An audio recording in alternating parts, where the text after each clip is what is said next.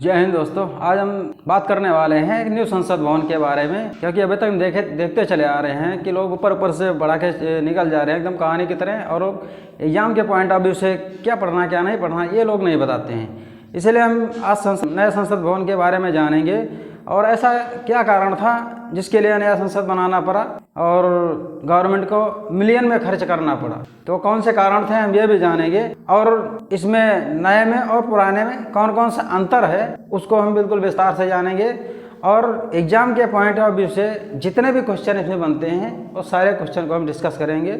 इसलिए आप इस वीडियो को थोड़ा भी स्किप मत करना। अगर अभी तक चैनल को हमारा सब्सक्राइब नहीं किया सब्सक्राइब कर लीजिए ताकि ऐसे इन्फॉर्मेटिव वीडियो आपको मिलते रहेंगे। तो चलते हैं, बात करते हैं कि पहले कारण जानेंगे कि कौन कौन से कारण था जिसलिए नया संसद बनाने की आवश्यकता पड़ी सरकार को और इतना खर्च करना पड़ा। सबसे पहला कारण था जो भूकंप विरोधी तकनीक थी उस बिल्डिंग में नहीं इस्तेमाल की गई कि जो पुरानी इमारत बनाई गई थी उसमें ना तो भूकंप तकनीक का इस्तेमाल किया गया था और ना ही आज की औद्योगिक तकनीक का इस्तेमाल किया गया था, और उसमें जगह भी पर्याप्त थी क्योंकि आज के जो बढ़ते समय में जो आने वाले समय में मंत्रियों की जो सीटें बढ़ती जा रही हैं या बढ़ेंगी आगे जाके, तो उसके लिए विस्तार करना आवश्यक था। और सबसे महत्वपूर्ण ये था कि जो राष्ट्रीय विरासत की ये इमारत थी इसको संरक्षित करना भी आवश्यक था, क्योंकि ये सरकार की जिम्मेदारी होती है कि जो राष्ट्रीय इमारत हैं, जो राष्ट्रीय प्रतीक चिन्ह हैं, उनको सुरक्षित बनाए रखना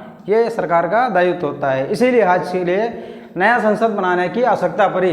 पहला जैसे है भूकंप विरोधी तकनीक का इस्तेमाल न होना, आधुनिक तकनीक का अभाव, बढ़ती हुए मंत्रियों की सीटों की जो संख्या है उसकी बैठने की जगह उसका अभाव, राष्ट्रीय विरासत के रूप में सुरक्षित रखना। इससे पहले हम थोड़ा पुरानी इमारत जो थी उसके बारे में जान लेते हैं। पुराना संसद भवन था उसके डिजाइनकार थे एडविन्स लुटियंस और हर्बर्ट बेकर, यानी हर्बर्ट बेकार भी समझ सकते। और इसको बनने में 6 साल लगा और लागत इसमें लगी 83 लाख, जो नई इमारत में इससे कई गुना लागत लगी है। और इसका बनाने का मेन पर्पज था जो राष्ट्रीय संसद थी या मंत्री परिषद थी वहाँ की, और जो प्रिंस ब्रिटेन के जो राजकुमार आते थे उनके रहने के लिए चैम्बर के रूप में बनाया गया था। इसका उद्घाटन 18 जनवरी 1927 को भारत के वायसराय और गवर्नर लॉर्ड इरविन द्वारा किया गया था। और इसकी अगर हम क्षेत्रफल की बात करें पुरानी संसद भवन की 24,281 वर्ग मीटर था, जो नई इमारत से कई गुना कम है। और इसकी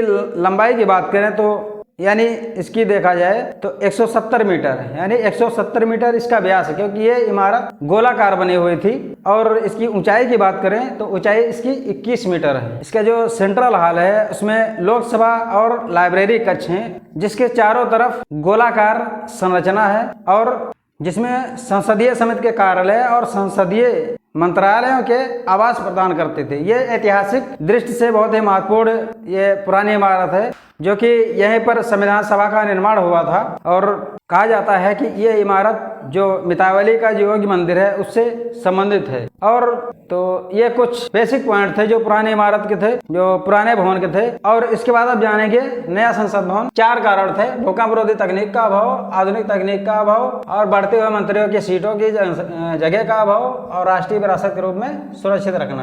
इसका प्रस्ताव आता है जो 2010 में अध्यक्ष मीरा कुमार थे, उन्होंने एक समिति का गठन किया, लेकिन कुछ समय बीता और इसमें कोई प्रोग्रेस नहीं हो पाई।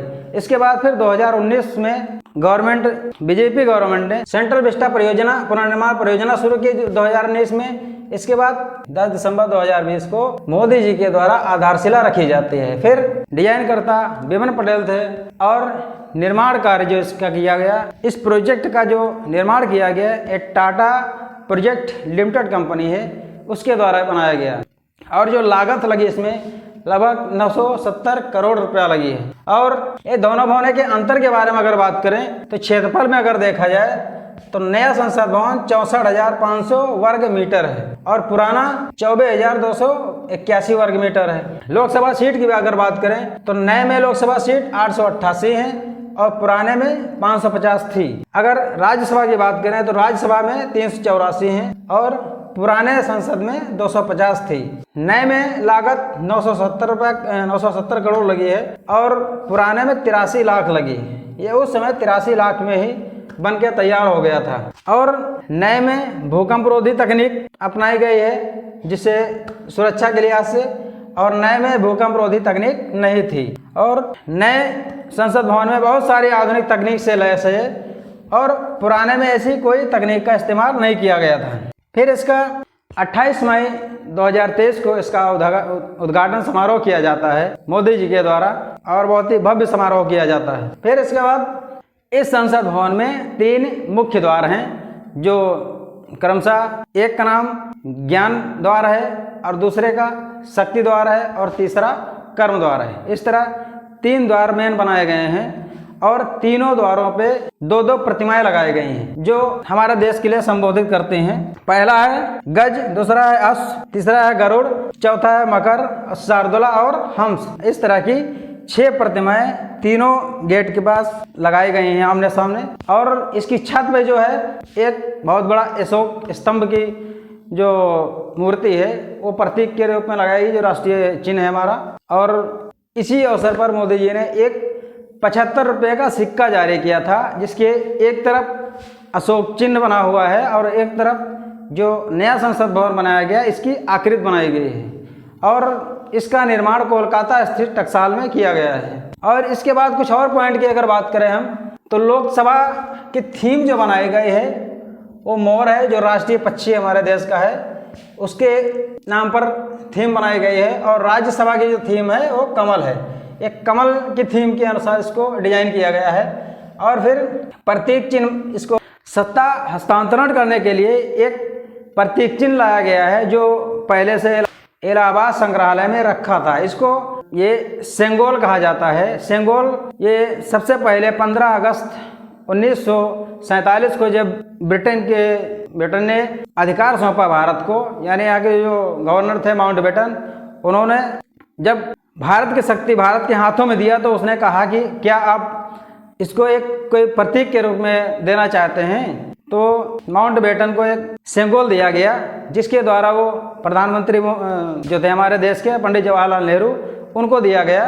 तो उसके बाद फिर इसका इस्तेमाल ही नहीं किया गया और ये राजकीय संग्रहालय इलाहाबाद में रखा रहा, जिसको अब मोदी जी के द्वारा उठा के लाया गया और यहाँ प्रतीक के रूप में जो लोकसभा अध्यक्ष की जो सीट है उसके पास में रखा गया कि जो भी सत्ता से जाएगा, सत्ता हस्तांतरित होगी, उसको प्रतीक के रूप में दिया जाएगा। और इसकी इतिहास की बात करें तो ये चोल साम्राज्य का एक राष्ट्रीय प्रतीक था, जो वहाँ के राजाओं द्वारा दिया जाता था कि अगर एक सत्ता दूसरे के हाथ में अगर हस्तांतरण की जाती है तो ये उसके प्रतीक के रूप में दिया जाता था।